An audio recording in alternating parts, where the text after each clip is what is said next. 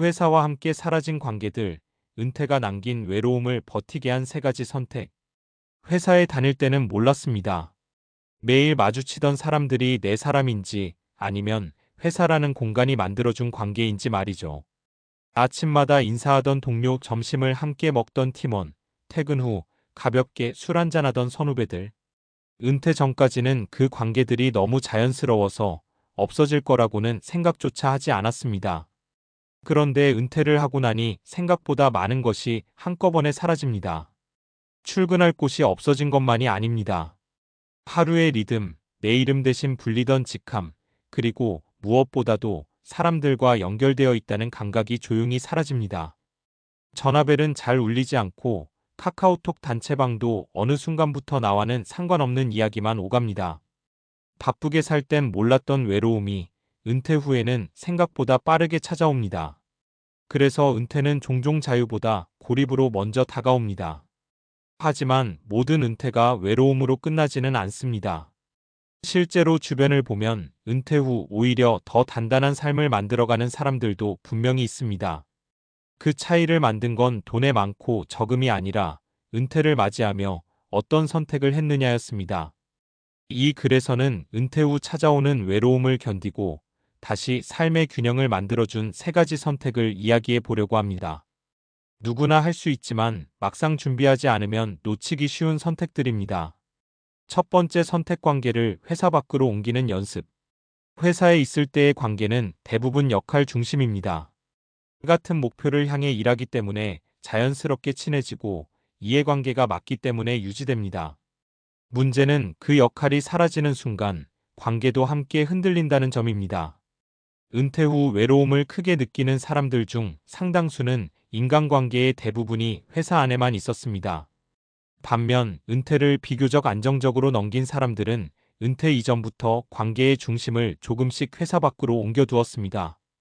사례 1, 퇴직하고 나서야 동호회가 살 길이었구나 싶었어요. 60대 초반에 퇴직한 김 씨는 재직 중 등산 동호회 활동을 꾸준히 했습니다. 처음에는 단순한 취미였지만 은퇴 후 그 모임은 삶의 중심이 되었습니다. 회사 사람들과는 자연스럽게 연락이 뜸해졌지만 동호회 사람들과는 매주 산에서 얼굴을 봤습니다. 김 씨는 말합니다. 회사 그만두니까 다들 바쁜 건 똑같더라고요. 근데 산은 안 도망가잖아요. 약속한 날에 가면 늘 사람이 있어요. 관계를 새로 만드는 게 부담스럽다면 공통의 관심사로 묶인 느슨한 관계부터 시작하는 게 좋습니다. 취미 모임, 지역 커뮤니티, 봉사활동처럼 역할보다 사람이 남는 관계 말이죠. 두 번째 선택, 하루의 구조를 다시 만드는 것. 은퇴 후 가장 크게 흔들리는 건 시간입니다. 회사에 다닐 때는 싫든 좋든 하루의 구조가 있었습니다. 출근, 업무, 점심, 퇴근. 은퇴 후에는 그 틀이 한순간에 사라집니다. 이때 아무 준비 없이 맞이하면 하루가 통째로 비어 보이기 시작합니다. 외로움은 종종 할 일이 없을 때 더 커집니다. 그래서 은퇴 후 삶에는 자유보다 구조가 먼저 필요합니다. 사례, 이 시간표를 다시 짜니까 마음이 덜 흔들렸어요. 정년퇴직 후 우울감을 겪었던 박 씨는 상담을 계기로 하루 루틴을 만들기 시작했습니다. 아침 산책, 오전 독서, 점심 후 운동, 주 2회는 손주 하원 도우미. 거창하지 않은 일정이었지만 하루가 다시 흘러가기 시작했습니다. 할 일이 있다는 느낌이 생각보다 큰 힘이 되더라고요. 오늘 뭐 하지? 이 생각을 덜 하게 됐어요. 은퇴 후의 시간은 비워진 시간이 아니라 새로 설계해야 할 시간입니다. 정해진 출근은 없어졌지만 스스로에게 약속한 일정이 있으면 삶은 훨씬 덜 외로워집니다. 세 번째 선택, 쓸모 있음을 다시 정의하는 것. 많은 사람들이 은퇴 후 가장 힘들어하는 감정은 외로움보다 무력감입니다. 회사에서는 누군가 나를 필요로 했고 내 결정이 영향을 미쳤습니다. 은퇴 후에는 그 감각이 사라지면서 스스로를 쓸모없는 사람처럼 느끼기도 합니다. 이때 중요한 건 쓸모의 기준을 바꾸는 일입니다. 돈을 벌거나 직함이 있어야만 쓸모 있는 게 아닙니다. 사례 3, 내 경험이 누군가에겐 아직도 필요하더라고요. 30년 넘게 기술직으로 일했던 이 씨는 은퇴 후 지역 청년센터에서 멘토 활동을 시작했습니다. 처음엔 반신반의했지만 자신의 경험을 듣고 도움을 받았다는 말을 들으면서 표정이 달라졌습니다. 회사에서는 은퇴하면 끝인 줄 알았는데 세상 전체로 보면 아니더라고요. 은퇴 후에도 누군가에게 도움이 되고 있다는 감각은 외로움을 크게 줄여줍니다. 봉사든 멘토링이든 가족 안에서의 역할이든 상관없습니다. 중요한 건 나는 아직 쓸모 있는 사람이다라는 확신입니다. 은퇴는 끝이 아니라 관계의 재배치다. 은퇴는 단순히 일을 그만두는 사건이 아닙니다. 관계, 시간, 정체성을 한꺼번에 재정리해야 하는 인생의 큰 전환점입니다. 그 과정에서 외로움은 피하기 어렵지만 어떤 선택을 하느냐에 따라 외로움의 크기는 분명히 달라집니다. 회사와 함께 사라진 관계들에만 매달리기보다 회사 밖의 관계를 만들고 하루의 구조를 다시 세우고 쓸모의 기준을 새로 정의한다면 은퇴 후의 삶은 생각보다 단단해질 수 있습니다. 외로움은 은퇴의 실패 신호가 아닙니다. 준비가 필요하다는 신호일 뿐입니다. 그리고 그 준비는 지금 이 순간부터도 충분히 시작할 수 있습니다. 외로움은 의지의 문제가 아니라 뇌와 환경의 문제다. 은퇴 후 외로움을 느끼는 사람들 중 많은 분들이 이렇게 말합니다. 내가 너무 약해진 것 같아. 마음가짐의 문제겠지. 하지만 과학적으로 보면 외로움은 성격이나 의지의 문제가 아닙니다. 환경 변화에 대한 뇌의 정상적인 반응에 가깝습니다. 사회신경과학 연구에 따르면 인간의 뇌는 오랜 시간 유지되던 사회적 연결이 갑자기 끊어질 때 신체적 통증과 유사한 신호를 보냅니다. 실제로 외로움을 느낄 때 활성화되는 뇌 영역은 신체적 고통을 처리하는 영역과 상당 부분 겹칩니다. 즉, 은퇴 후 외로움은 마음이 약해서가 아니라 뇌가 경고 신호를 보내고 있는 상태입니다. 회사라는 조직은 생각보다 강력한 사회적 장치입니다. 정기적인 접촉, 역할 분담, 상호 의존 구조가 자동으로 인간관계를 유지해 줍니다. 은퇴는 이 장치를 한순간에 제거하는 사건입니다. 그러니 외로움이 오는 게 오히려 자연스럽습니다. 관계를 옮겨야 하는 이유 인간은 접촉 빈도에 영향을 받는다. 첫 번째 선택이었던 회사 밖 관계 만들기는 단순한 기분 전환이 아닙니다. 사회심리학에서는 이를 접촉 빈도의 법칙으로 설명합니다. 사람 간 친밀도는 깊은 대화보다도 얼마나 자주 마주치느냐에 더 크게 영향을 받습니다. 회사 동료가 친했던 이유도 사실은 성격 궁합보다 매일같이 얼굴을 봤기 때문인 경우가 많습니다.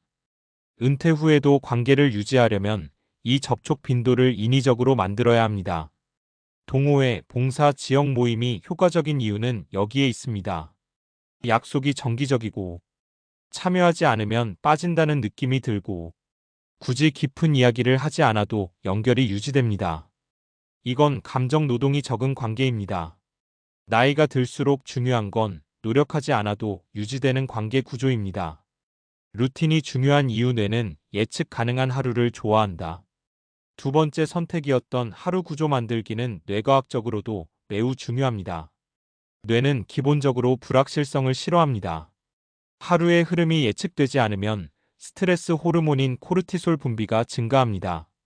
직장 생활이 힘들었음에도 불구하고 은퇴 후 더 불안해지는 이유가 여기에 있습니다. 회사에 다닐 때는 힘들어도 내일 뭐 하지? 라는 질문은 하지 않았습니다. 은퇴 후에는 그 질문을 매일 스스로에게 던지게 됩니다. 연구에 따르면 은퇴 후에도 규칙적인 생활 패턴을 유지하는 사람들은 그렇지 않은 사람들보다 우울감 발생률이 유의미하게 낮습니다. 중요한 건 거창한 목표가 아니라 반복되는 일상의 틀입니다.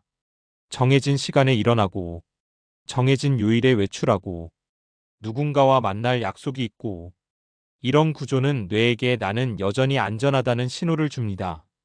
쓸모 있음이 중요한 이유 자존감은 관계 속에서 유지된다. 세 번째 선택, 쓸모의 재정의는 심리학에서 말하는 자기 효능감과 깊이 연결됩니다. 자기 효능감이란 내 행동이 누군가에게 영향을 미친다는 믿음입니다.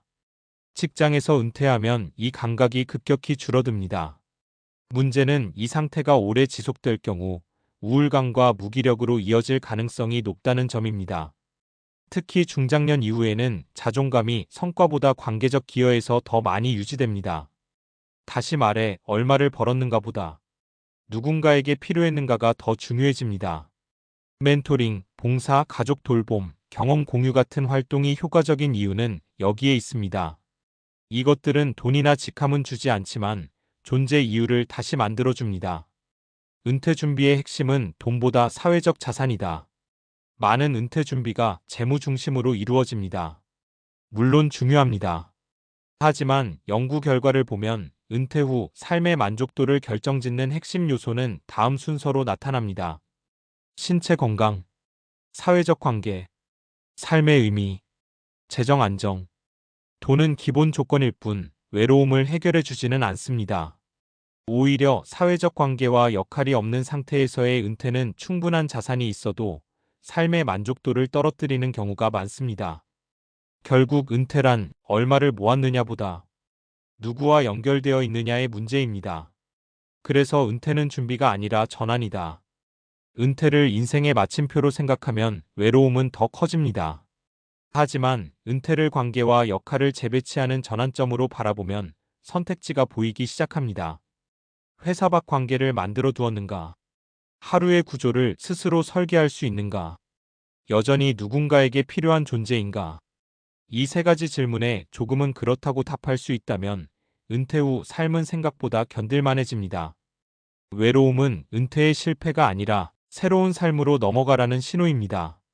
그 신호를 무시하지 않고 해석할 수 있다면 은퇴 이후의 삶은 충분히 다시 단단해질 수 있습니다.